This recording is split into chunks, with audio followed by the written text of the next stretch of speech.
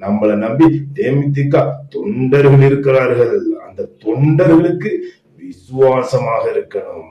விருத்தாச்சலம் தொகுதியில சிறப்பாக வெற்றி பெற்றிருக்கக்கூடிய தடகள வீராங்கனை நேஷனல் அத்லெட் தேமுதிகவின் கழக பொதுச் செயலாளர் அந்நியார் அவர்கள் கேப்டன் கிட்ட ஆசீர்வாதம் வாங்க போறாங்க. கேப்டன் அவரை ஆசீர்வாதம் பண்ணா எப்படி இருக்கும்?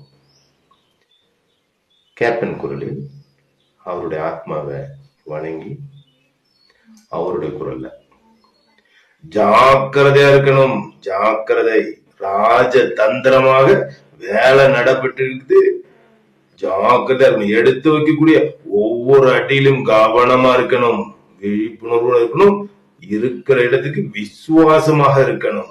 தேமுதிக கட்சி மக்கள் சேவை கட்சி. இது அரசியல் வீராங்கனையாக இருந்து இதை வழி நடத்தி செல்லணும். உன்னுடைய குரலா உன்னுடைய நிழலா எப்போதும் இருப்பேன். ராஜதந்திரமாக வேலை நடைபெற்று கொண்டிருக்கு. ஜாக்கிரதையா இருக்கணும், விழிப்போட இருக்கணும், எடுத்து வைக்கக்கூடிய ஒவ்வொரு அடியிலையும் விழிப்பா இருக்கணும். பேசுற வார்த்தை ஒவ்வொரு இடத்துலயும் கவனமா இருக்கணும். நம்மளை நம்பி தேமுதிக தொண்டர்கள் இருக்கிறார்கள். அந்த தொண்டர்களுக்கு விசுவாசமாக இருக்கணும். IAS ஆக வேண்டும் என்பது கனவு. நேஷனல் லெவல் அத்லெட், ஆங்கில இலக்கியத்தில் பட்டம். இதுதான் திருமணத்திற்கு முன் பிரேமலதாவின் எளிய அடையாளம். 1990 விஜயகாந்தை கரம் பிடித்த போது அவர் வெறும் இல்லத்தரசி மட்டுமல்ல, கேப்டனின் நிழலாக திகழ்ந்தவர். அந்த அளவுக்கு விஜயகாந்த் ரசிகர் மன்ற பணிகள், 2001 தொடங்கிய ஆண்டாள் அழகர் பொறியியல் கல்லூரி தொடர்பான எல்லா விஷயங்களில் முன்னிலை வகிக்க தொடங்கினார் பிரேமலதா. 2005 விஜயகாந்த் தேமுதிக கட்சியை தொடங்கிய போது வெளிப்படையாக பெரிய பதவிகள் எதையும் வகிக்காத பிரேமலதா தன்னை ஒரு உறுப்பினராக மட்டுமே இணைத்துக் கொண்டார். 2010க்கு பிறகு மெல்ல தேமுதிக மேடைகளில் காரசாரமாக பேசத் தொடங்கி கட்சி விசுவாசிகளின் ஆதரவை பெறத் தொடங்கினார். அந்த காலகட்டங்களில் தேமுதிகவின் பெண் உறுப்பினர்கள் உடுத்தும் மஞ்சள் நிற கட்சி சேலையில் பிரேமலதாவை அடிக்கடி பார்க்கலாம்.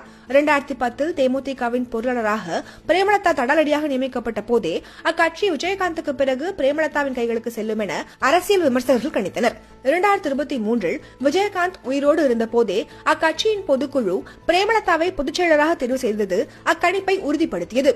2021 தமிழ்நாடு சட்டமன்ற தேர்தலில் தன் கணவர் போட்டியிட்ட விருத்தாச்சலம் தொகுதியில் போட்டியிட்டு தோற்றது மட்டும்தான் பிரேமலதாவின் ஒரே சட்டமன்ற தேர்தல் அனுபவம். இந்த 2026 சட்டமன்ற தேர்தலிலும் அதே விருத்தாச்சலம் தொகுதியில் திமுக கூட்டணியில் களமிறங்கி தனது முதல் வெற்றியை பதிவு செய்து சட்டமன்றத்திற்குள் நுழையவிருக்கிறார் பிரேமலதா விஜயகாந்த். நம்மளை நம்பி தேமுதிக தொண்டர்கள் இருக்கிறார்கள். அந்த தொண்டர்களுக்கு விசுவாசமா